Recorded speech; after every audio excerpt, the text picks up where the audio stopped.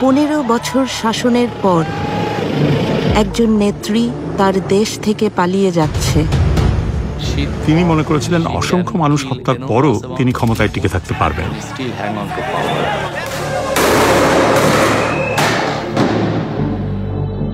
Al Jazeera একজন নির্মম প্রধানমন্ত্রীর অন্তিম সময় প্রকাশ করছে। এখন লেটার লিখবেন, ব্যবহার করবে, যেখানে পাবে সেটা গুলি করবে। শেখ হাসিনার ক্ষমতায় থাকার লড়াইয়ের শেষ প্রহর। তিনি সেনাপ্রধানকে জিজ্ঞাসা করেছিলেন যে আপনি এই লোকজনদের গুলি করে সরাচ্ছেন না কেন? পুলিশ খুব ভালো কাজ করছে, তারা মানুষ মারছে।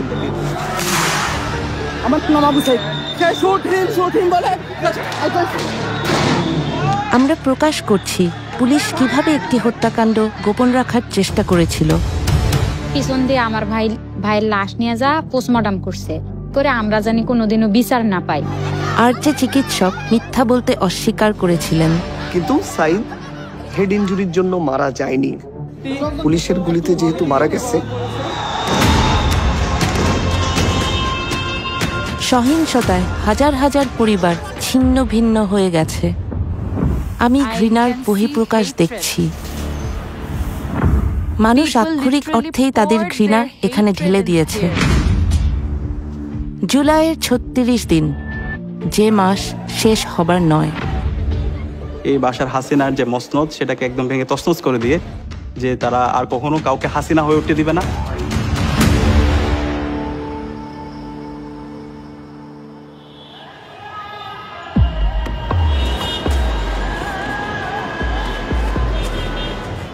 সতেরো কোটি মানুষের দেশ বাংলাদেশ। এর 1/3 তরুণ, কিন্তু তাদের কাজের সুযোগ খুবই সীমিত। রাজনীতিবিদরা এমন কোনো অর্থনীতি তৈরি করবেন যেখানে কাজের সুযোগ সৃষ্টি হবে। তরুণদের অনেকেই একথা বিশ্বাস করে না। 2024 জুনে বাংলাদেশের ছাত্ররা সরকারি চাকরিতে মুক্তিযোদ্ধাদের পরিবারের জন্য সংরক্ষিত কোটা ব্যবস্থার অবসান চেয়েছিল।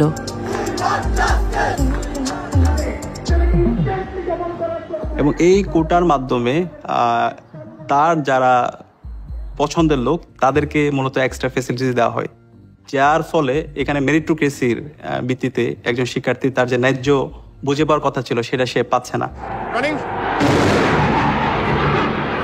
After 11 days, the Indian Air Force are still attacking Dhaka. 71 স্বাধীনতার যুদ্ধের পর বাংলাদেশের প্রথম রাষ্ট্রপতি হন শেখ হাসিনার পিতা শেখ মুজিবুর রহমান। যুদ্ধে যারা অংশ নিয়েছিলেন তাদেরকে পুরস্কৃত করার জন্য এই কোটা ব্যবস্থার প্রবর্তন করা হয়। এত যুক্তিহীন, অর্থহীন, তরুণদের জন্য এতটাই ক্ষতিকর যে প্রত্যেকে এটাকে ঘৃণা করত। কিন্তু আপনার বোঝার কোনো উপায় নেই যে এটা এমন কিছুতে পরিণত হবে যা পুরো শাসন ব্যবস্থার পতন ডেকে আনবে।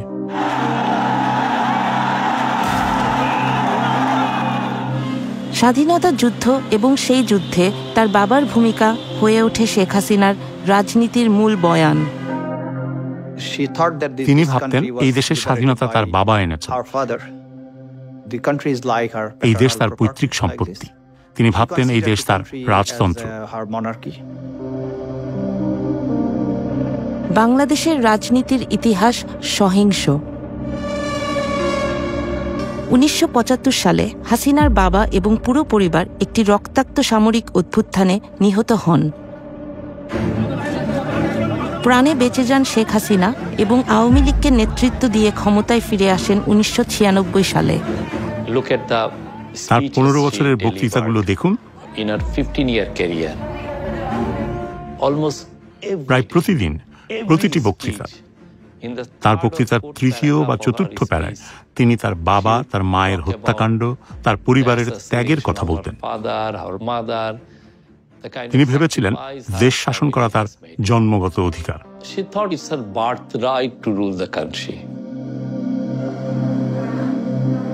ছাত্রছাত্রীদের বিক্ষোভ যখন তীব্র আকার ধারণ করে তখন শেখ হাসিনা হয়ে ওঠেন আক্রমণাত্মক। মুক্তিযুদ্ধের বিরুদ্ধে এত ক্ষোভ কেন? তার কথা আন্দোলনরত শিক্ষার্থীদের আরো বিক্ষুব্ধ করে তোলে। মুক্তিযোদ্ধাদের নাতিপুতিরাও পাবে না, তাহলে কি রাজাকারের নাতিপুতিরা পাবে? সেটা আমার প্রশ্ন, দেশবাসীর কাছে প্রশ্ন, যে রাজাকারের নাতিপুতিরা সবকিছু পাবে, মুক্তিযোদ্ধারা পাবে না। মুক্তিযুদ্ধের সময় যারা বাংলাদেশের বিরোধিতা করেছিল তাদেরকে বলা হয় রাজাকার, বিশ্বাসঘাতক।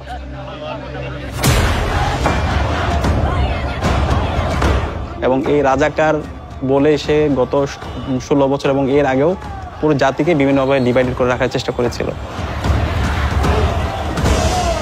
এবং সেদিন আমরা দেখতে পেয়েছি ঢাকা ইউনিভার্সিটির প্রত্যেকটা হল, ছেলেদের হল এবং মেয়েদের হল থেকে মিছিল নিয়ে তারা বের হয়েছিল এবং স্লোগান দিয়েছিল, তুমি কে আমি কে, রাজাকার রাজাকার।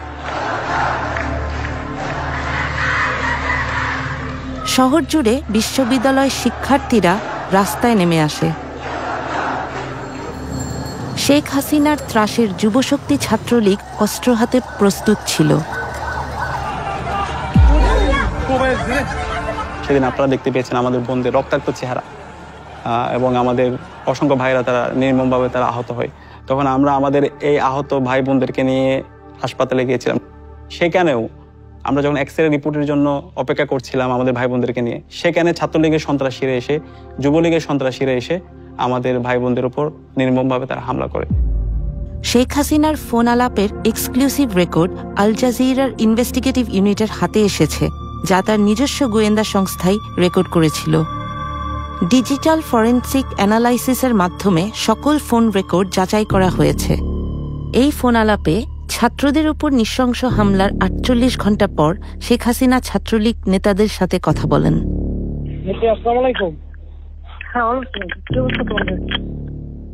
আর ক্যাম্পাসের পরিস্থিতি মোটামুটি স্বাভাবিক হয়ে আসছে, ছেলেদের হল অধিকাংশই ফাঁকা হয়েছে, তবে এরপরও ভিতরে পুলিশের সার্চ করতে হবে। আমাদের দলীয় সিনিয়ররা অনেকে প্যানিক হয়ে যাচ্ছিল, মানে কি করব ডিরেকশন দিতে পারতেছিল না। এই জন্য আজকে আপনাকে বারবার ফোন দিয়েছি, আপনি কিছু মনে করেন না। আমি কেন মনে করবো, আমি তো সেদিন সারা রাতই যাই, কালকেও তো দক্ষিণে উত্তরে বলে দিচ্ছি যেখানে যা দরকার আমি তো বলি স্যার। আমি আর আমাদের তারা ঘাবড়ায় যায়। আমাদের নেতাকর্মীরাও মাঠে ছিল, আপনার নির্দেশনা পাইয়েই সবাই নেমে গেছে। শেখ হাসিনার সিনিয়র এক গোয়েন্দা কর্মকর্তাকে আল জাজিরা খুঁজে বের করেছে। নিরাপত্তার জন্য সেই কর্মকর্তার কণ্ঠস্বরকে বদলে দেওয়া হয়েছে। তারা বিশ্ববিদ্যালয় এলাকায় শিক্ষার্থীদের মারধর করেছিল। তাদের অনেককে হাসপাতালে যেতে হয়েছে, যাদের মধ্যে ছাত্রী এবং নারীরা ছিলেন।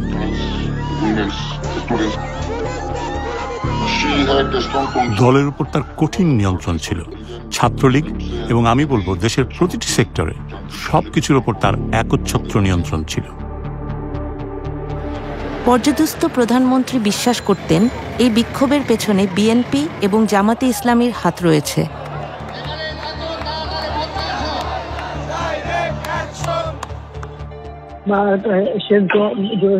পিছনে তো সবচেয়ে আশঙ্কাজনক হলো যে সব এর পিছনে তো অন্য একটা শ্রেণী কাজ করতেছে দেখে, কারণ আমি ওই যে যারা জঙ্গি সন্ত্রাসী তাদেরকে আমরা কোনো সুযোগই দিতে চাই না। এটাই বেস্ট ডিসিশন হয়েছে, বেস্ট ডিসিশন। হয়তো আমি তো জানি, আমরা তো আন্দোলন সংগ্রাম করে পড়তে আসছি। নিজের গোয়েন্দা কর্মকর্তাদের তিনি বিশ্বাস করতেন না। আমি বললাম, স্যার, এই যে রাস্তায় আপনার বিরুদ্ধে লোকজন দেখছেন, এরা সাধারণ মানুষ। এদের অনেকেই কোনোদিন রাজনীতি করেনি। এরা সাধারণ মানুষ, এরা সাধারণ শিক্ষার্থী।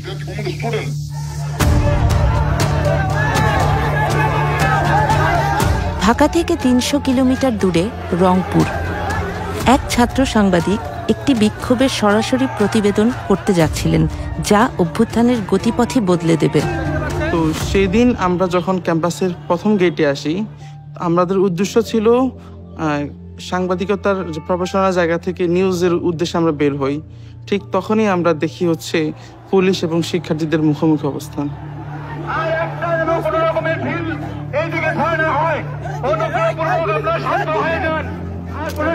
পুরো ঘটনা যখন আমি নিজে নিজে ভাবি, পুরো ঘটনাটা আমার কাছে মনে হচ্ছে ওরা আবু সাইদ টার্গেট ছিল শুরু থেকেই। মেধাবী ছাত্র আবু সাইদ হতে যাচ্ছেন আন্দোলনের একটি গুরুত্বপূর্ণ চরিত্র। আর যখন শিক্ষার্থীদের সাথে যখন পুলিশের মারামারি হয়, পুলিশ 5 জন পুলিশ মিলে এসে সরাসরি আবু সাইদের উপর অ্যাটাক করে। যখন আমি দেখি আবু সাইদের উপর অ্যাটাক শুরু করে 5 জন পুলিশ লাঠি দিয়ে, ঠিক তার মাথায় পুলিশ যখন তাকে মারতেছিল, এতটা পুলিশ একসাথে মারতেছিল, আবু সাইদ তখনও তার পুলিশকে একটা কথা বলেন, তখনও ঠিক তাকে মানে তার মুখ থেকে এটাও আসেনি যে আমাকে সেভ করেন। একজন শিক্ষার্থীকে মাথা ফেটে যাচ্ছে, মাথা থেকে রক্ত বের হচ্ছে। আপনার নাম কি? আমার নাম আবু সাইদ, আমি ইংলিশ ডিপার্টমেন্ট 12 ব্যাচ স্টুডেন্ট। 12 ব্যাচের শিক্ষার্থীর উপর পুলিশ অতর্কিত হামলা করে তার মাথা ফাটিয়ে দিয়েছে। সে শুট হিম বলে করছে। ছাত্র সাংবাদিক ভিডিও গ্রহণ করছিলেন এবং বর্ণনা করছিলেন কি ঘটছে। যখন শিক্ষার্থীরা 1 নম্বর গেটে চলে আসে, সেই মুহূর্তে পুলিশ শিক্ষার্থীদের বাধার মুখে পড়ে ক্যাম্পাসের ভেতরে চলে যায়। গুলি করতে প্রিপারেশন নিচ্ছিল, তার পাশে যিনি ইনস্ট্রাকশন দিচ্ছিল উনি যখন এটা বুঝতে পারে, তখন উনি গুলি করার জন্য ওনাকে নিষেধ করে।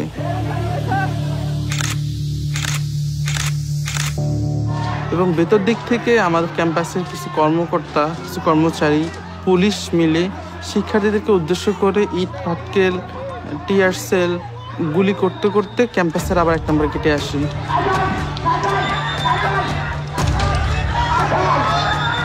সেই মুহূর্তে যখন শিক্ষার্থীরা চলে যাচ্ছিল পুলিশের বাধার মুখে পড়ে, আবু সাইদ তাদেরকে ক্যাম্পাসের 1 নম্বর গেটে অবস্থান নেওয়ার জন্য, ইন্সপায়ার করার জন্য সে শুট মি বলে নিজের বুকটাকে ঠিক তখন পেতে দেয়।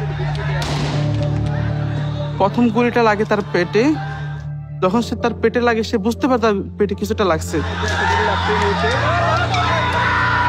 ঠিক সেই মুহূর্তে একজন পুলিশ ঠিক তার খুব কাছে এসে ঠিক তার বুক বরাবর গুলি করে।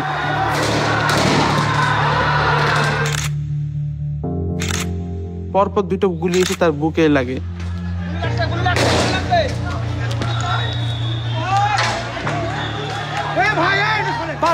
শিক্ষার্থী গুলিবিদ্ধ হয়ে লুটিয়ে পড়েছে, ওকে ধরার জন্য কেউ আসছে না। সাধারণ শিক্ষার্থীরা দ্রুত এগিয়ে আসেন।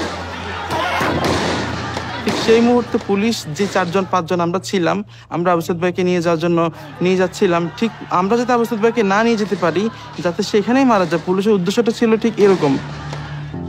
তাদের এরকম একটা ক্রিয়েট করছিল তার পরিবেশটা, ঠিক তারা সেই উদ্দেশ্যে আবার আমাদেরকে গুলি করে।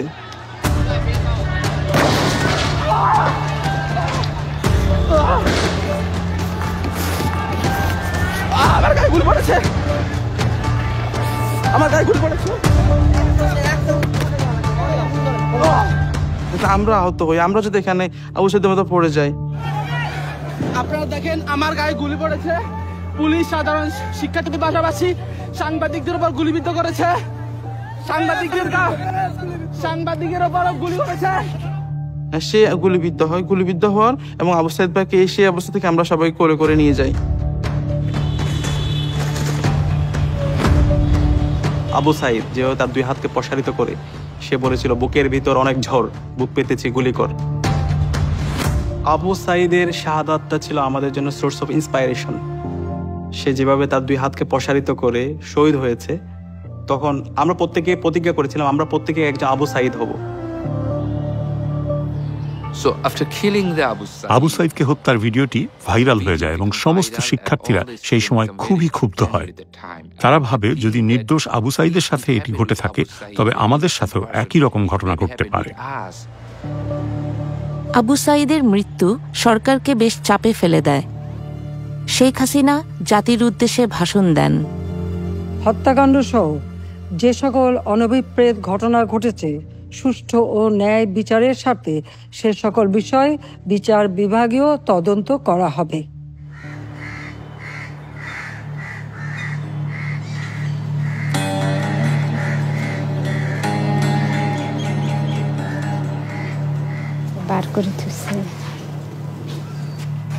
আবু সাইদের পরিবার গণভবনে এসেছেন, যা প্রধানমন্ত্রীর বাসস্থান।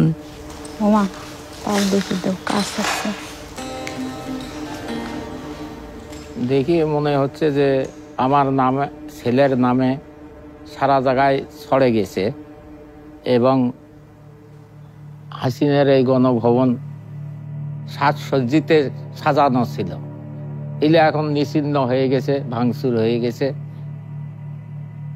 এখন তো হয়েছে ছাড়া বাড়ির মতো, তাই নয়? সব নস্বাদ হওয়া, ধুলিস্বাদ হওয়া। মনে করেই তার বন্ধুরা এখানে ভাইয়ের নামটা লিখছে, অনেক ভালো লাগছে ভাইয়ের নামটা দেখে। ভাইয়া অনেক ভালো ছিল, সাদা মনের ছিল।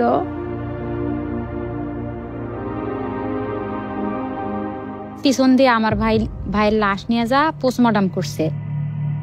যে ওনারা চাইছিল যে আঘাতের মাধ্যমেই তার সহপাঠীরা যে ঢিল ছোড়াছুরি করছে ওগুলো পায়ায় আর কি মারা গেছে আবু সাইদ ভাই, এরকম রিপোর্ট বের করতে চাইছিল। ওকে। আবু সাইদ যেদিন নিহত হন সেদিন হাসপাতালে কর্তব্যরত ছিলেন ডাক্তার ইসলাম। সাইদের মৃত্যু হয়েছে মাল্টিপল প্লেট ইনজুরিতে এবং ইন্টারনাল হেমোরেজের ফলে তার মৃত্যু হয়েছে শর্টগান ইনজুরিতে, শর্টগানের গুলিতে, এবং এটা হোমিসাইডাল। এটাই যদি ডাক্তারের চূড়ান্ত সিদ্ধান্ত হতো তাহলে শেখ হাসিনার সরকারের জন্য অত্যন্ত ক্ষতিকর হতো। আমার মনে হয়েছিল যে পুলিশ আসলেই ব্যাপারটা সিরিয়াসভাবে রিয়েলাইজ করেছে, যেহেতু এটা এক্সট্রা জুডিশিয়াল কিলিং ছিল। পুলিশ ফেঁসে যাচ্ছে যে পুলিশ গুলি করে মেরে ফেলছে, এই জন্য তারা চাচ্ছিল যে আমি যেন হেড ইনজুরিটাকে ফোকাস করি। আল জাজিরার হাতে আসা গোপন কল রেকর্ডিং থেকে জানা যায় যে হাসিনার সবচেয়ে বিশ্বস্ত মিত্র সালমান এফ রহমান পুলিশ প্রধানকে ফোন দিয়েছেন। হ্যালো, আচ্ছা মামুন, ওই যে রংপুরে যে আবু সাইদ যে মারা গেল, ওর পোস্টমর্টম হয়েছে? রিপোর্ট পাইছেন আপনারা? এখনো পাইনি। চিকিৎসক ইসলামকে প্রচুর চাপের সম্মুখীন হতে হচ্ছিল। সাইদের গুলিবিদ্ধ হওয়ার পর থেকেই 3টার পর থেকে পুলিশ আমার সাথে যোগাযোগ করে। আমার কাছেও অনেক দিক দিয়ে ফোন আসছিল যে অটোপসি হচ্ছে কিনা, হবে কিনা। এখনো পান নাই কেন? এত সময় লাগে কেন? এটা আমাদেরকে দেয় নাই স্যার, এবং আমাদের সাথে তো ওরা লুকোচুরি খেলে। এবং পুলিশের ঊর্ধ্বতন কর্মকর্তারা 4:30 5টার পর থেকে আমার সাথে কথা বলতে শুরু করে, এবং তারা এটা খুব গুরুত্বের সাথে করে, যেহেতু লাইভ প্রোগ্রামে গুলি হয়েছে সারা বিশ্ব, এবং তারা আমাকে বলে যে দ্রুত পোস্টমর্টমটা করে দিয়ে যেন আমি লাশটা ডিসপাস করে দিই, এবং এটাও বলে যে সাইদের মাথায় কিন্তু আঘাত হয়েছে, এটাকে আপনি ফোকাস করবেন বেশি। বডি পোস্টমর্টম করা হয়েছে? তো করা হয়েছে, তো রংপুর মেডিকেল করেছে, আমাদেরকে পোস্টমর্টম রিপোর্ট দিতে সময় লাগবে কেন? যদি করে তাকে লুকিচুরি কে খেলতেছে? রংপুর মেডিকেল? রংপুর মেডিকেল রিপোর্টে আসলে রিপোর্ট আমাকে 5 বার লিখতে হয়েছে। রিপোর্ট আমি প্রতিবার রিপোর্ট লিখি, জমা দিতে যাই, পুলিশের মনোপুত হয় না। শেখ হাসিনার গোয়েন্দা সংস্থার প্রধানরাও মেডিকেল রিপোর্টটি সংগ্রহ করার চেষ্টা করছিলেন। প্রধানমন্ত্রী আমাকে বললেন যে আবু সাইদ গুলিতে মারা যাননি। আমি ডাক্তারদের কাছ থেকে রিপোর্টটা পাচ্ছিলাম না। আমি চেষ্টা করেছি রিপোর্টটা নিতে, কিন্তু ডাক্তাররা রিপোর্টটা লিখতে অনাগ্রহী ছিলেন। আমরা বললাম কি হয়েছে, এইটাও আমাদের সাথে বলতে অনেক সময় আছে না যে একটা কিছু হইলে এরপরে আমাদেরকে, আমরা তো কিছু হইলে বলি যে এই ডাইমেনশনে যাচ্ছে, আমরা এইভাবে প্রস্তুত আছি, এরকম তো কিছু আছে। ওরা আমাদের সাথে কোনো কথাই বলে। আচ্ছা দেখি, আমি দেখি।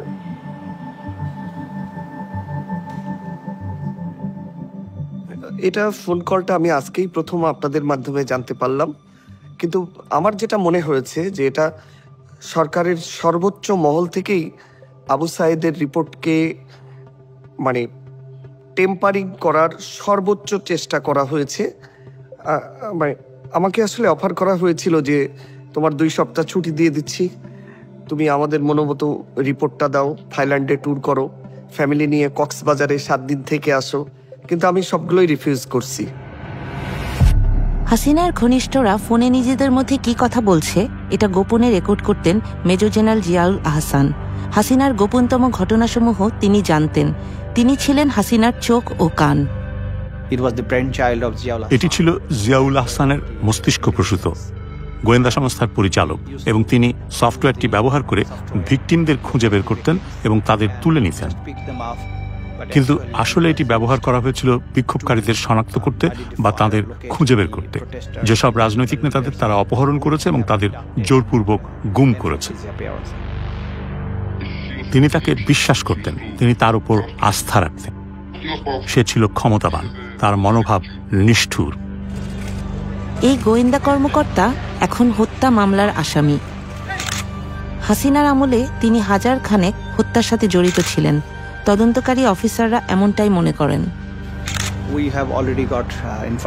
ইতিমধ্যেই আমরা তথ্য পেয়েছি, যারা গুমের শিকার হয়েছিলেন সে নিজেই তাদেরকে হত্যা করেছে। সে তার দলবল ব্যবহার করে তাদের আটক কেন্দ্র থেকে অন্য কোথাও নিয়ে গিয়ে হত্যা করেছে, এবং অনেক সময় মৃতদেহগুলো সিমেন্টের বস্তা দিয়ে বেঁধে নদীতে ফেলে দেওয়া হয়েছে। হাসিনা 50টিরও বেশি মোবাইল ফোন ব্যবহার করতেন, তবুও তার কথা রেকর্ড হতো। কিছু ক্ষেত্রে অন্য পক্ষ বলছিল যে আমাদের টেলিফোনে এই বিষয়ে আলোচনা করা উচিত নয়, আর উত্তর দিচ্ছিলেন প্রধানমন্ত্রী, হ্যাঁ আমি জানি এটা রেকর্ড করা হচ্ছে, কোনো সমস্যা নেই। এটা ভাগ্যের পরিহাস। তিনি অন্যদের জন্য খুব গভীর খাদ খনন করেছেন, সেই খাদে এখন তিনিই পড়েছেন।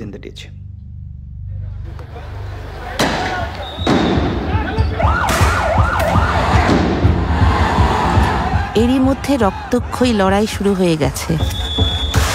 শত শত তরুণ বিক্ষোভকারীকে গুলি করে হত্যা করা হয়েছে, আহত হয়েছে হাজার হাজার মানুষ। চেস্টে বুলেট ইনজুরি পাইছি, আমরা ফেসে বুলেট ইনজুরি পাইছি, বুলেট ইনজুরি পেশেন্টগুলো খুব বেশি পাইছে, এবং চাপাতিতে যে আঘাত করাটা বলে, যে নাইফ দিয়ে ছুরি দিয়ে আঘাত করে স্ট্যাব ইনজুরি, যেগুলো এগুলো আমরা অনেক বেশি পেশেন্ট পাইছি শেষের দিকে এসে।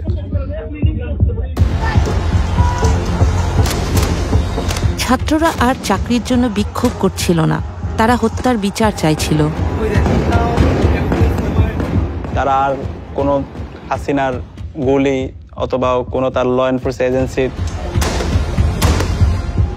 যে হচ্ছে গুলি, এগুলোকে কোনো কিছুকে তারা তোয়াক্কা করছে না। তারা হাসিনার পতনের দাবিতে তারা সামনের দিকে এগিয়ে যাচ্ছিল। আত্মবিশ্বাস ছিল আমরাই এক্ষুনি হাসিনার পতন নিশ্চিত করব। হাসিনার অসংখ্য ফোন রেকর্ডিং মুছে ফেলা হয়েছিল, কিন্তু 18 জুলাইয়ের একটি অত্যন্ত গুরুত্বপূর্ণ ফোনালাপ খুঁজে পাওয়া গেছে, যে রাষ্ট্রীয় দমননীতির ভয়ঙ্কর মোড় নেওয়ার প্রমাণ দেয়। এখন লেখা লিখবেন, ব্যবহার করবে, যেখানে পাবে সেটা গুলি করবে, ওটা বলা হচ্ছে। এখন আমি এতদিন বাধা দিয়ে রাখছিলাম, ওই যে স্টুডেন্টরা ছিল ওদের সত্যি কথা চিন্তা করে। এই ফোনটি তিনি করেছিলেন তার নিকট আত্মীয় ঢাকা দক্ষিণের শক্তিশালী মেয়র ফজলে নূর তাপসের কাছে। আর যেখানে গ্যাদারিং দেখবে সেখানে ওই উপর থেকে, এখন উপর থেকে পাচ্ছি, অলরেডি শুরু হচ্ছে কয়েকটা জায়গায়। এই অভিযানের একটি সাংকেতিক নাম ছিল, যা অপারেশন ক্লিন ডাউন নামে পরিচিত, যেখানে সর্বাধিক সংখ্যক বিক্ষোভকারী জড়ো হয় সেখানে ড্রোন ব্যবহার করে, এবং তারপর তারা হেলিকপ্টার পাঠায় তাদের হত্যা করার জন্য। থেকে টিয়ার গ্যাস মারছে এবং ওই সঙ্গে বুলেট ডাইরেক্ট শর্ট করছে। তা আমরা ওইরকম শর্টের পেশেন্ট পাইছিলাম, উপর থেকে ডিরেক্ট শর্টের পেশেন্ট 4 থেকে 5 জনের মতো ওই সময়। যখন আমাদের হসপিটালের সামনে টার্গেট করে হেলিকপ্টারতে গুলি এবং টিয়ার শেল ফেলানো হয়েছে। তার গোয়েন্দা সংস্থা যখন আড়ি পেতে শুনছিল, প্রধানমন্ত্রী তখন আরো সব পরিকল্পনা প্রকাশ করে ফেলেন। সেনাপ্রধানের সাথে কথা বলছি, ওরা রেডি থাকে, ঠিক আছে, এখন তো আমরা অন্য ইয়ে করছি, ছবি নিচ্ছি।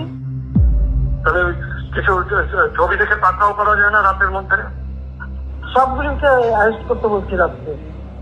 পাকড়াও করলে না, ওটা বলা হয়, ওটা র্যাব, জিএফআই সবাইকে বলা হয়েছে যে যেখান থেকে যে কটা পারবো দেখে ফেলবে। শিক্ষার্থীদের হত্যার জন্য আওয়ামী লীগ সরকারের বিরুদ্ধে মামলা লড়ছেন তাজুল ইসলাম। এটা সত্যিই বিস্ময়কর ছিল।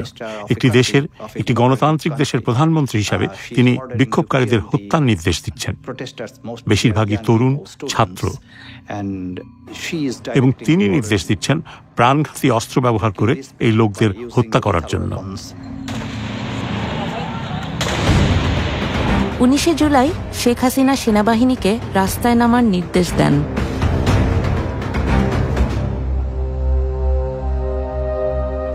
সে ছিল খুব লম্বা এবং সুদর্শন। যখন সে তার বন্ধুদের সাথে থাকত তখন তাকে সবসময় মনে হতো সে যেন নিজেই একটা মিনার। এসব নৃশংসতা 19 বছর বয়সী মাহমুদুরকে দারুণভাবে প্রভাবিত করে।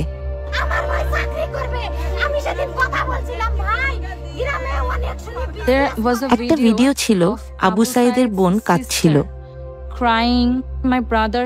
আমার ভাই সেটা ফেসবুকে শেয়ার করে এবং সে বলছিল, আমার মনে হচ্ছে এটা আমার বোন, তাই আমি এটা নিতে পারছি না। আমরা তাকে বাইরে যেতে দিচ্ছিলাম না। সে একদিনে গিয়েছিল এবং সেটাই ছিল তার জীবনের শেষ দিন। সেদিন ছিল জুলাইয়ের 19 তারিখ। বাসা থেকে সে বের হয় 3:10-এ। 3:26-এ সে আমাকে ফোন করে। আমি তাকে বকাবকি করছিলাম আর আমি তার সাথে চিৎকার করছিলাম, তোমাকে বাড়ি ফিরে আসতে হবে। সে বলল, আচ্ছা আমি আসছি। জাস্ট 11 মিনিট পর সে মারা গেল।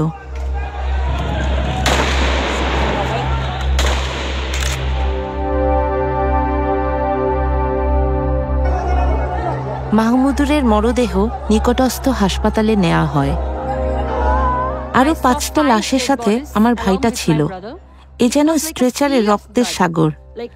আমার মনে হচ্ছিল একটা দুঃস্বপ্ন দেখছি। এটা সত্যি হতে পারে না। আমি কোথায়? এটা কি কোনো যুদ্ধ হচ্ছে? সে আমাদের পরিবারের রত্ন ছিল, আমাদের একমাত্র স্বপ্ন, একমাত্র দামি জিনিস। আসলে সে আমাদের পরিবারের ভবিষ্যৎ ছিল। বিক্ষোভ যখন তীব্র আকার ধারণ করছিল, শেখ হাসিনা দেশের ব্যবসায়ী ও শীর্ষ রাজনীতিবিদদের সাথে দেখা করেন। তিনি ছিলেন একরোখা। ডিজিটাল বাংলাদেশ তো আমারই করে দেওয়া। আজকে সেই ডাটা সেন্টার থেকে শুরু করে সব কিছু পুড়িয়ে দেওয়া হয়েছে, সাবমেরিন কেবলটা পর্যন্ত নষ্ট করা হয়েছে। আজকে কারফিউ দিতে আমরা বাধ্য হয়েছি মানুষের জানমাল রক্ষা করার জন্য। ইন্টারনেট সংযোগ বিচ্ছিন্ন হবার কারণে তিনি বিক্ষোভকারীদের দোষারোপ করেছিলেন। হঠাৎ করে ইন্টারনেট ব্ল্যাকআউট। এর আগে আমরা সহজেই অনলাইন ইন্টারনেটের মাধ্যমে সবার সাথে যোগাযোগ করতে পারছিলাম। এই মুহূর্তের মধ্যে আমরা একটা অফলাইন নেটওয়ার্ক তৈরি করেছিলাম। আমরা কিছু এক্সট্রা ডিভাইস কিনে রেখেছিলাম এবং কিছু এক্সট্রা সিম, এবং আমরা যখন মিছিল করছিলাম সেই সময় হেলিকপ্টার থেকে হাসিনা এবং তার যে ল এনফোর্সিং এজেন্সি তারা আমাদের উপর গুলি করছিল। তো এই সময়ে একই সাথে মাঠের আন্দোলন সমন্বয় করা এবং পরবর্তী দিনের কর্মসূচি প্রণয়ন করা, সেটা ছিল আমাদের সবচেয়ে গুরুত্বপূর্ণ কাজ। কিন্তু ছাত্রলীগ নেতাদের সাথে তার এক ধারণ করা ফোনালাপে সাবেক প্রধানমন্ত্রী এক ভিন্ন চিত্র তুলে ধরেন। আর ওই বিটিআরসি বন্ধ করছে, আমি ইন্টারনেট বন্ধ, ব্রিটিশ হাইকমিশন ঠিক হবে, তোমরা বলো আন্দোলন কাশিয়ে পোয়াইছে, এটা শেষ ঠিক হতে অনেক সময় লাগবে। আল জাজিরা একটি গোপন সরকারি নথি পেয়েছে যা প্রকাশ করে কে বাংলাদেশকে ইন্টারনেট থেকে বিচ্ছিন্ন করেছে। জুলাইয়ের 15 তারিখে বাংলাদেশের টেলিযোগাযোগ কর্তৃপক্ষ ঢাকার বিভিন্ন বিশ্ববিদ্যালয় এলাকায় ইন্টারনেট সংযোগ বন্ধ করে দেয়। পরের দিন পর্যন্ত তারা 59টি বিশ্ববিদ্যালয় ওয়েব অ্যাক্সেস, ব্লগ এবং 2 শতাধিক সাইটে প্রবেশ বন্ধ করে দেয়। 18 জুলাই থেকে শেখ হাসিনার গোপন পর্যবেক্ষণ ইউনিট এনটিএমসি সমগ্র ওয়েব অ্যাক্সেসের উপর নিয়ন্ত্রণ নিয়ে ফেলে। পরের কয়েক সপ্তাহ ধরে তারা একের পর এক সোশ্যাল মিডিয়া সাইট বন্ধ করে দেয়। কিন্তু সহিংসতার ভিডিও তখনও বাইরের বিশ্বে পৌঁছাতে পারছিল। শেখ হাসিনার একটি পরিকল্পনা ছিল। শেখ হাসিনা ঢাকা উত্তর সিটি কর্পোরেশনের মেয়র আতিকুল ইসলামের সাথে কথা বলছিলেন। তিনি এমন প্রচারণা চাইছিলেন যাতে বোঝানো যায় সহিংসতার আসল ভুক্তভোগী হলো তার সমর্থকরাই। আপনার কাছে আছে আপা? আচ্ছা, তাহলে আপনি একটু, তাহলে আমি আপনার কাছে আমি ইয়া করে দেন আপা, আমি সব পাঠিয়ে দিচ্ছি আপা। আমাদের C40 হোল ওয়ার্ল্ডের মেয়রদের ফোরাম সাদেক খানের নেতৃত্বে, ওরাও বলছে কি করতে পারি বলো। আমি সাদেক খান তো আমার সাথে ক্লোজ ফ্রেন্ড, লন্ডনের মেয়র। কথা বলো, ওর সাথে কথা বলো। এইসবই সবকে আবার ওখানে পাঠানো আছে, মানে সব অ্যাম্বাসাডারদের কাছে মোটামুটি দেওয়া আছে। না, এটা ভালো বলছেন আপা, আমাদের গ্রুপে আছে আপা, আপনি তো পাঠাচ্ছেন, আমি মেয়রদের কাছে পাঠিয়ে দিলেন না। কিন্তু দৈনিক ছাত্র হত্যার তথ্যসমূহ কিছুতেই ধামাচাপা দেয়া যায়নি। ওই সময় আমরা অনেক ইনজুর্ড পেশেন্ট পাইছি, অনেক খুব গ্রিভিয়াসলি হার্ট পেশেন্ট যেগুলো হয়েছে তার সেসব পেশেন্টগুলো আমরা পাইছি ওই সময়, এবং তাদের অবস্থা মানে খুবই খারাপ। আমরা ওই সময় খারাপ ছিল, এবং ওই সময় পেশেন্টগুলার আমরা বেশিরভাগই পাইছিলাম বুলেট ইনজুরি। এবং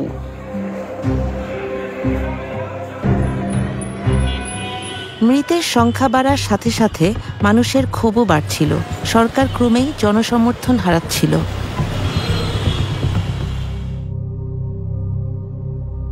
কয়েকদিন পরে হাসিনা এই গণভবনে নিয়ে আসলো বাধ্য করে, সব প্রশাসনেরা নিয়ে গাড়ি যাওয়া আসে, থাকা খাওয়া সব ফ্রি, চলো তোমার যাওয়াই নাই। বিক্ষোভে নিহতদের পরিবার যারা তাদের সন্তান হারিয়েছেন তাদের সাথে শেখ হাসিনা দেখা করার আয়োজন করলেন। বুঝি নাই, মূর্খ মানুষ তো। বুঝি নাই কি, বাধ্য করে আনছে তো, না আসলে হয়তো অন্য অত্যাচার করলেই হয়। না, আমরা ওই জায়গায় বসেছিলাম, মানে জায়গাটা ছিল ওই জায়গায়, আমাদেরকে সামনে বসতে দিছিল। তো তখন শেখ হাসিনা আসিয়ে মানে একটা লিস্ট করা ছিল শহীদ ফ্যামিলির, তো ফার্স্টে আমাদের নাম ছিল। তো আমরা ওখানে ছিলাম, আমরা দাঁড়াইছিলাম, তো শেখ হাসিনা আমাদের কাছে আসছিল। তখন ওনারা বললো যে হ্যাঁ তোমার ভাইয়ের বিচার আমরা করব, এটা তদন্ত করে আমরা দেখতেছি কে মারলো কি করলো। তখন আমি বলছিলাম যে আমার ভাইয়ের যে পুলিশে গুলি করে মারছে এটা তো ভিডিও ফুটেজে দেখাই যাইতেছে, এটার আবার তদন্তর কি দরকার। কারণে আসাটা অনেক ভুল হয়েছে, সবাইকে ডাকছে বা সবাইকে কিছু দিছে, কিন্তু সঞ্চয়পত্র দিছিল। তো তখন আমরা বুঝতে পারছি যে এখন হাসিনা প্রচার করবে যে আবু সাইদ ভাইয়ের ফ্যামিলি মানে তাদের কোনো আক্ষেপ নাই, ওনাদের ছেলে মারা গেছে, ওনারা মানে মীমাংসা হয়েছে, এইরকম একটা কিছু বুঝাতে চাইছে। তখন আমরা যখন বুঝতে পারলাম তখন আমাদেরকে নিজেদেরকে অনেক খারাপ লাগছিল। তখন আমরা মনে করছি আমার ছেলেটা কে মারলি, তা আমরা মনে করছি আমার ছেলে হাসিনাই হত্যা করবে করছে পুলিশের, তাছাড়া আমার ছেলে মারতে পারে না। আমি নিশ্চিত তাদের প্রত্যেককে জোর করা হয়েছিল। কেউ তো তার পরিবারের সদস্যদের খুনিদের সাথে মিলিত হতে চায় না, তাই না? অন্য পরিবারগুলো এই সাক্ষাতে যেতে অস্বীকৃতি জানালেন। যখন আমি এখানে ঢুকলাম আমি ঘৃণা দেখতে পাচ্ছিলাম। যত কিছুই আমি এখানে দেখতে পাচ্ছি শুধুই ঘৃণা। আমাদেরকেও এখানে আসতে বলা হয়েছিল। তিনি সব পরিবারের সদস্যদের সাথে দেখা করবেন এবং ক্ষতিপূরণ বা এরকমই কিছু দেবেন। আমরা কেন ক্ষতিপূরণ নেব? কিসের ক্ষতিপূরণ? আমার পুরো পরিবার ধ্বংস হয়ে গেছে, তার ক্ষতিপূরণ? আপনি কি পারবেন আমার মায়ের প্রতিদিনের কান্নার ক্ষতিপূরণ দিতে? তাই আমরা কোনো ক্ষতিপূরণ গ্রহণ করিনি, এখানে আসার প্রস্তাবেও রাজি হইনি।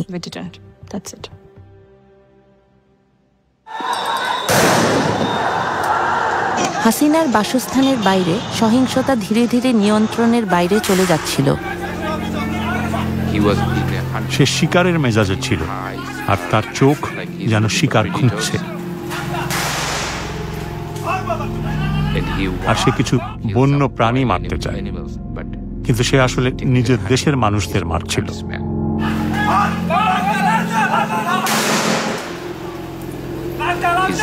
তার নামের ফলকটি আমি খুঁজে পেয়েছি, যার নাম রেদওয়ান।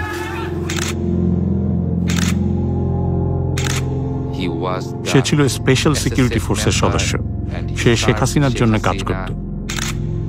সে কিভাবে গুলি করতে পারে নিজের দেশের লোককে? তার কাছে AK রাইফেল ছিল এবং সে ছাত্রদের লক্ষ্য করে গুলি চালাচ্ছে। আমি তাকে জিজ্ঞাসা করেছিলাম, এটা কি ধরনের রাইফেল? এটা কি অ্যাসল্ট রাইফেল? এটা কি প্রাণঘাতী? তিনি হ্যাঁ বলেছিলেন। তদন্ত সংস্থা তার সাক্ষাৎকার নিয়েছে, জিজ্ঞাসাবাদ করেছে এবং সে বলে, আমি কিছু লোকের সাথে কথা বলেছি। সে সরকারের উচ্চপদস্থ কর্মকর্তাদের কাছ থেকে নির্দেশনা নিচ্ছিল। সে একটি উদাহরণ স্থাপন করার চেষ্টা করছিল এবং দেখানোর চেষ্টা করছিল যে সে শেখ হাসিনার প্রতি কতটা অনুগত। সেদিন তখনও পর্যন্ত আমরা জানতে পেরেছিলাম যে প্রায় 20 জনেরও বেশি লোককে হত্যা করা হয়েছে।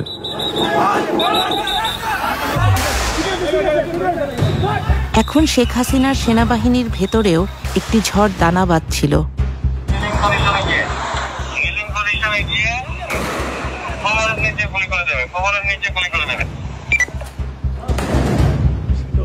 ঢাকার পুলিশ কর্মকর্তাদের কাছে পাঠানো পুলিশ কমিশনার হাবিবুর রহমানের একটি রেডিও বার্তা আল জাজিরা সংগ্রহ করেছে। স্বাধীনতা দিয়েছি, যেখানে যেমন সিচুয়েশন সেভাবে সেটা আপনারা করবেন। আমরা বলেছি যে আপনারা লিডিং পজিশনে গিয়ে হাঁটু গেড়ে কোমরের নিচে আপনারা গুলি করে দিয়ে আপনি পরিস্থিতি নিয়ন্ত্রণে আনবেন।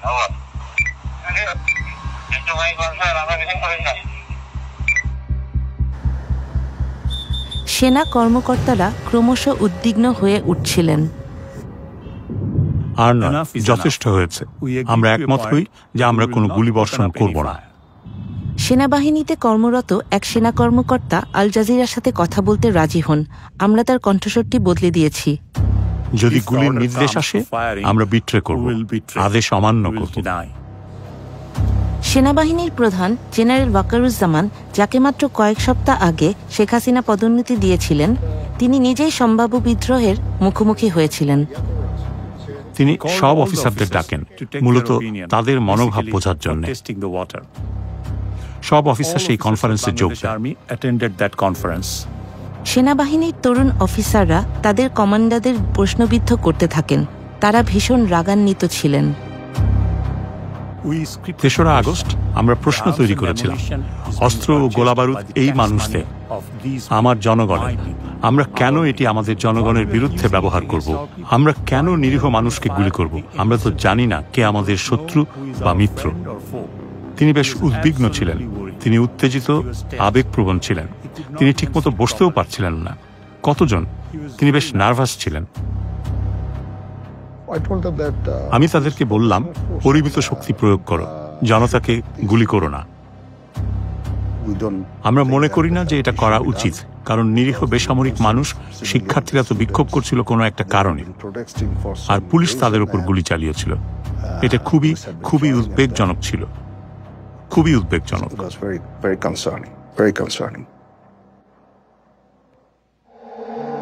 গোপন ফোন রেকর্ড আরও সাক্ষ্য দেয়, শেখ হাসিনার একটি চেইন অফ কমান্ড ছিল। এবারে কোনো কথা নাই, এবার একবার শুরুতে দিবা, বলে দেবো ধাওয়া দেবে, বলতে বলতে থাকবে।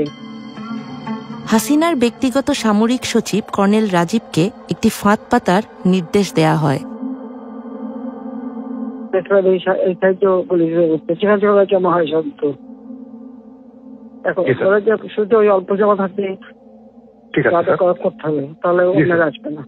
ঠিক আছে স্যার। 3 তারিখে তিনি আবারও পদত্যাগের কথা বললেন। মানুষ মরছে, মানুষ খুন হচ্ছে। তিনি জানতেন যে তাকে ক্ষমতায় থাকতেই হবে, যাই হোক না কেন। তাই 4র্থ দিনটিও ছিল খুবই নৃশংস একটি দিন। এদিকে তারা চেষ্টা করছিল মিছিল নিয়ে গণভবনে যেতে, কিন্তু মিছিলকারীরা আগাতে পারছিল না, কেননা পুলিশ সমানে গুলি করে হত্যাযজ্ঞ চালাচ্ছিল।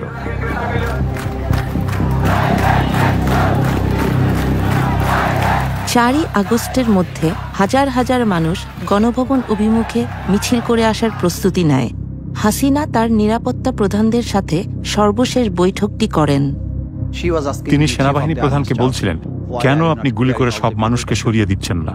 পুলিশ খুব ভালো কাজ করছে, তারা মানুষদের হত্যা করছে। আপনার উচিত হত্যা করে হলেও আমাকে ক্ষমতায় রাখার চেষ্টা করা।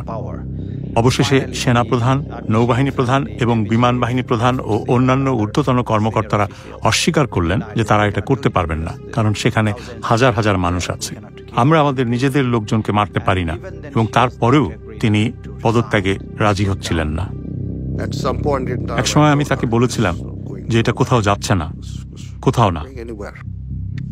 সুতরাং এইটুকুই, এটা কোথাও যাচ্ছে না। তাই আপনাকে রাজনীতিবিদদের সাথে কথা বলতে হবে, বিষয়গুলো ভিন্নভাবে সামাল দিতে হবে। এটা কোনো উপায় নয়। এখানে তো আমার মেয়ের আসার কথা ছিল। এখানে আমার মেয়ে এসে কি করত? উল্লাস করত। বিলাসবহুল বাড়ি, যেখান থেকে শেখ হাসিনা শুধু দুষ্ট মন্ত্র চালাইত। গণভবন ঘেরাও করতে আসা হাজার হাজার মানুষের একজন নাফিসা, যার বয়স 17। নাফিসার পড়াশোনা শেষ করার পরে ওর স্বপ্ন ছিল ও ডাক্তার হবে, বাইরে যাবে, বিদেশে যাবে। ঠিক 10:30টায় আমাকে 2টা ছবি পাঠিয়েছে।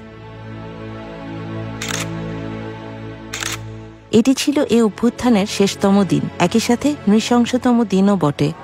তখন ঢাকার প্রত্যেকটা প্রবেশ মুখ থেকে লক্ষ লক্ষ জনতা তারা গণভবন অভিমুখে রওনা দিয়েছে। ওরা অনেক দূর আগায় গেছে, একেবারে ঠিক যাইতেছে। এর মধ্যে পুলিশ টিয়ার শেল মারে, গ্যাস মারে, তারপরে সাউন্ড গ্রেনেড মারে। আমি শুনতেছি মোবাইলে সবকিছু। তুমি বাসায় যাও। কেউ বলছে যে আব্বু আমি কিন্তু বাসায় যাব না। এখনকার যে পরিস্থিতি, এই যে আন্দোলন করলাম, এটার সুফল না পাওয়া পর্যন্ত বাড়িতে যাব না। দেশের সবচেয়ে ক্ষমতাধর রাজনীতিবিদের 15 বছরের শাসনের নিষ্পত্তি কয়েক মিনিটের মধ্যে ঘটতে যাচ্ছে। সেনাবাহিনী বলল, এখান থেকে সরে যাওয়ার জন্য আপনার হাতে 40 মিনিট সময় আছে, নইলে লোকজন এসে সবকিছু ধ্বংস করে দেবে। তিনি এতটাই আবেগপ্রবণ হয়ে পড়েছিলেন যে বলছিলেন, তাহলে তোমাদের উচিত এখনই আমাকে হত্যা করা এবং এখানে গণভবনের মাটিতে পুঁতে ফেলা। হাজার হাজার মানুষ ইতোমধ্যেই জড়ো হয়ে গিয়েছিল। আমরা ঢাকায় এসেছি কারণ আমরা আর হাসিনাকে চাই না, কারণ সে অনেক ছাত্রকে হত্যা করেছে, তাই আমরা তাকে আর চাই না। সেনাপ্রধান সকালে গণভবনে যান, আর হাসিনা সেটা যখন জানতে পারেন তখন তিনি খুব জোরে কাঁদতে শুরু করেন, যেন তিনি রাগে ফেটে পড়েছেন এবং কান্নায় ভেঙে পড়েছেন। আমাদের ধারণা ছিল আজই সেই দিন, কেননা সব লোক যদি আসে এবং তাদের সরাসরি হাসিনার প্রাসাদে যাওয়ার কথা, এটা নৃশংস একটা ব্যাপার হবে। এটা ছিল হাসিনার ক্ষমতার অন্তিম সময়।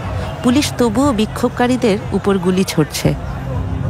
ঠিক 20 মিনিট পরে আমাকে ফোন দিল, তখন বাজে 12:40। বলতেছে আমি গণভবনের দিকে যাচ্ছি, যদি বিজয় আসে আলহামদুলিল্লাহ, আর যদি না আসে তাহলে তো জানবাই। তিনি ভাবলেন বিপুল সংখ্যক মানুষকে হত্যা করে তিনি ক্ষমতায় টিকে যেতে পারেন। ঠিক আছে, তাদের এখানে আসতে দেন, কিন্তু তার বিশেষ নিরাপত্তা বাহিনী যারা প্রাসাদের পাহারা দেয়, যারা নিরাপত্তা দেয়, তারা বলল যে আমরা পারবো না, জনসমুদ্র নিয়ন্ত্রণ করার কোনো উপায় নেই, আমরা এত মানুষকে হত্যা করতে পারি না। 15 মিনিট আবার পর ফোন দিল আমাকে, যে আব্বু তুমি টিভি দেখো। Breaking news story, Bangladesh Prime Minister Sheikh Hasina has resigned. জনতার বিপুল স্রোত যখন গণভবনমুখী, তখন শেখ হাসিনা শহর ছেড়ে পালিয়ে গেলেন। আমি যাকে তখন তাকে ফোন করি, তো ওই পার থেকে একটা ছেলে মোবাইলটা রিসিভ করে বলতেছে মোবাইলটা যার, সেই মেয়েটা গুলিবিদ্ধ হয়েছে। কিছুই নিতে পারি না, শুধু মোবাইলটা হাতে আমি দৌড়তেছি। নৌকা পার হওয়ার মাঝামাঝি যাওয়ার পরে আমার মেয়ে মোবাইল লক খুলে মাস্ক সরাইয়া আমাকে ফোন দিছে, আব্বু আমি মনে হয় বাঁচবো না, আমার লাশটা তুমি নিয়ে যেও, আমি মরে যাব। এই কথাটা যখন বলছে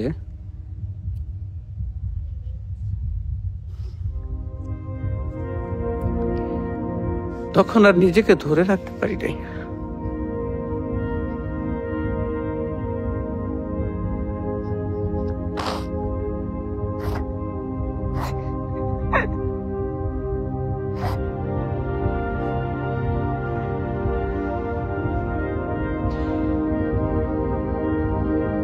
তো দৌড়াইতে দৌড়াইতে যাইতেছি, আসলে যখন গেছি তখন নাফিসার মামা ফোন দিয়া বলতেছে যে ভাই আপনার মেয়ে আর নাই।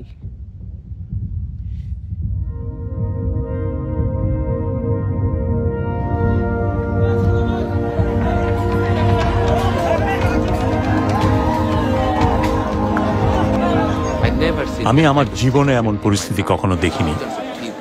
হাজার হাজার মানুষ প্রধানমন্ত্রী যেখানে থাকতেন সেখানে প্রবেশ করেছিল।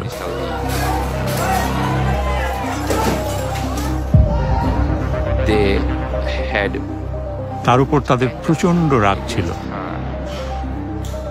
তারা বলে যে আমরা অবশ্যই সেসব জিনিস সংগ্রহ করে স্মৃতি হিসাবে রাখবো, যাতে আগামীতে যেই রাজনীতিবিদরা আসবে তারা যেন বুঝতে পারে আমাদের সাথে যদি হাসিনার মতো আচরণ করা হয় তাহলে আমরা আপনাদের সাথেও একই কাজ করব। আমি ন্যায় বিচারের জন্য লড়াই করব, শেষ নিঃশ্বাস পর্যন্ত লড়াই করব। আমি জানি না আমি ন্যায় বিচার পাবো কিনা। আজকে যদি আমার জায়গায় আমার ভাই থাকতো, সেও এটা ছেড়ে দিত না। তাহলে আমি তাকে কি জবাব দেব? তাহলে আমি তাকে এতটুকু বলতে পারবো যে আমি ন্যায় বিচারের জন্য লড়াই করেছি। দেশটা স্বাধীন না হওয়া পর্যন্ত তোরা ছাড়ি দেন না, সেই ছাত্ররা দেশটা স্বাধীনই করছে। স্বাধীন করার সূত্রটা তো আমার ছেলের কাছ থেকে। এখন আমাদের চাওয়া হইতেছে পরবর্তী যে সরকার আসবে উনি যেন মানে ন্যায় নিষ্ঠার সঙ্গে থাকে, কোনো স্বৈরাচার সরকার যেন আর গঠন হইতে না পারে, কোনো ন্যায্য অধিকারের জন্য কোনো মা বাবার বুক খালি না হোক, কোনো বোনের ভাই না হারাক। আমি এটা বাংলাদেশের যারা পরবর্তী গভর্নমেন্ট আসবে যেন এই দেশটা পরিষ্কার পরিচ্ছন্ন থাকে, শান্তিপ্রিয় থাকে, এবং যারা এই দেশের জন্য, এই মাটির জন্য যুদ্ধ করছে, শহীদ হয়েছে, আহত হয়েছে, তাদের মনোবাসনাগুলো যেন সরকার পূরণ করে, তা আমি চাই।